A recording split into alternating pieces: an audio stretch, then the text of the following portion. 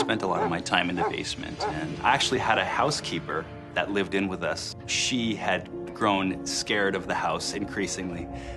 She would actually get my dog, Sneaker at the time, to go downstairs first before she went downstairs. She always felt that there was something down there, something talking to her. Eventually, she would see and experience so many things to the point where she had to move out. She had lived in what's now my control room. That room ended up becoming my studio where I write my music. It's where most of my inspiration comes to me.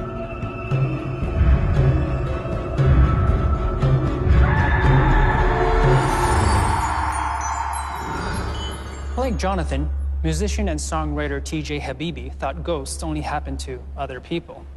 But then something changed his mind, something that terrified him and affected his art forever.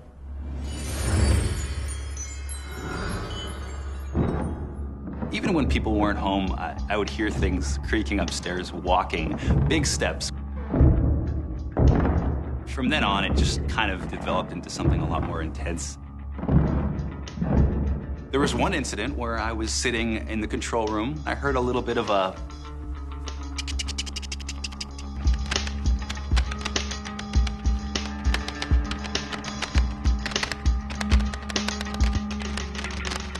I turned around and I actually saw my CD tower, the CD tower that actually holds the CD cases. One of my CDs was teeter-tottering like this. And I looked at it and I'm like, okay, this is bizarre. I had to go closer to it. And maybe it was a mouse or something. As I went closer, there's no mouse. And I stared at it for a good 15 seconds. Confirmed. The thing was just moving on its own.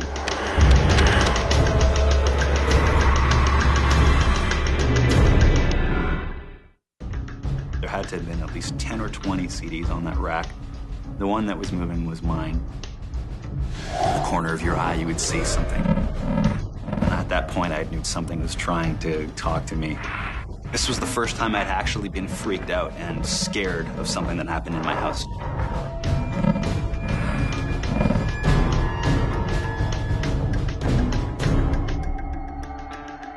One night, 4 in the morning, I was setting up my microphones, just preparing for a client.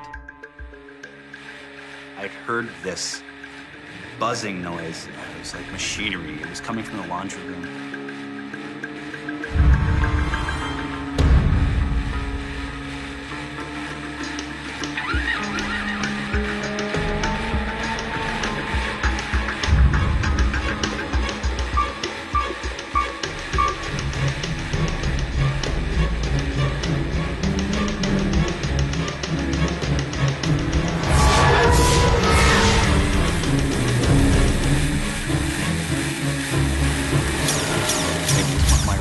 That I had gotten as a kid that I had never turned on since the 80s. It's the kind of machine that you'd have to turn on physically. You'd have to take the switch and move it to the right. So it's not like a radio-controlled robot. It's just the switch on or off. I wasn't hallucinating. The thing was on.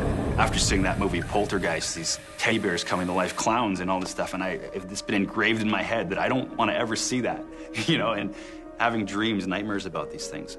A thing happened in front of my eyes, and I was beside myself. I couldn't react, I couldn't move.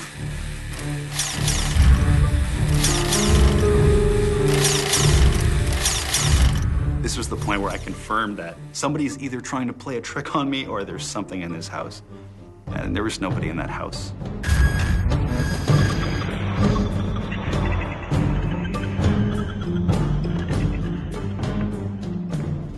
I didn't sleep that night. I had crashed at a friend's house. I just couldn't sleep at my house that night.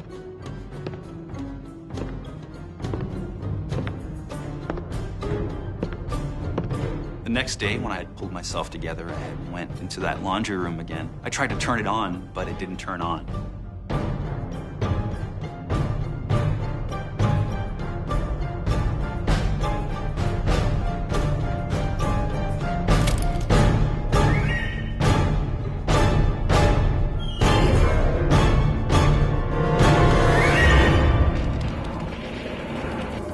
After all these things that had happened to me, I'd taken it upon myself to turn my mics on and just to see what would happen.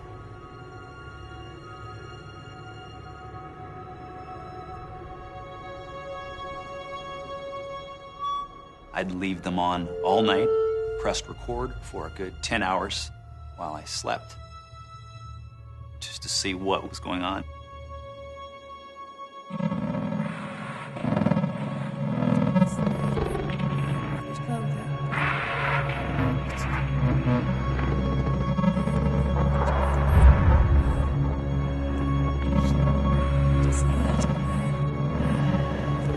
I would review the waveforms, the audio waveforms of the basement. In a normal environment, yeah, you wouldn't hear anything. You would probably hear the odd wood crack or something upstairs.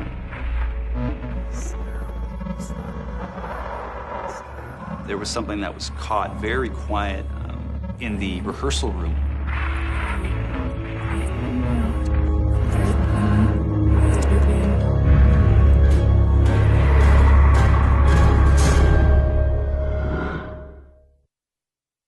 I'd leave them on all night. There was some conversation there. Two completely different personalities just talking.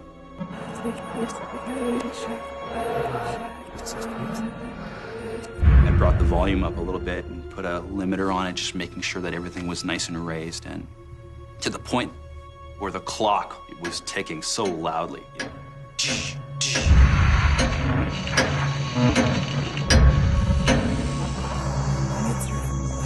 There's this two people talking.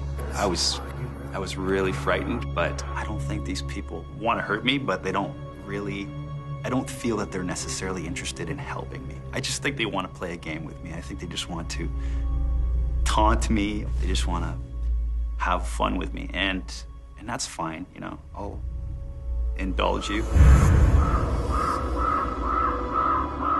To this day, I still feel that I'm inspired by other powers, others, spirits, if you will.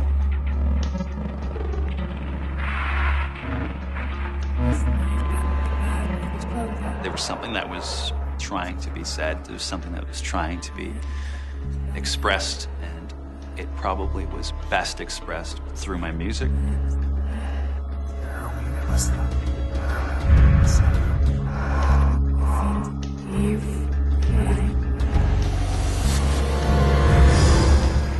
Sometimes it's just the most bizarre thing when these lyrics come to me that I normally would not even, these words that I would never use, and they would come to me mostly when I'm in that house. There is a song called Ghost of Santa Fe.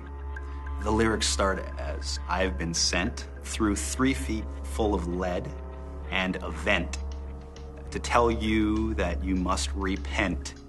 I don't know what's talking to me. I don't know what they're trying to say. I've been making it my life to try and translate what I can and put the pieces together as much as I can as the years go by, and hopefully one day this will all make sense. TJ believes paranormal forces inspire his lyrics. His lyrics don't come from his conscious thoughts. They just appear in his mind.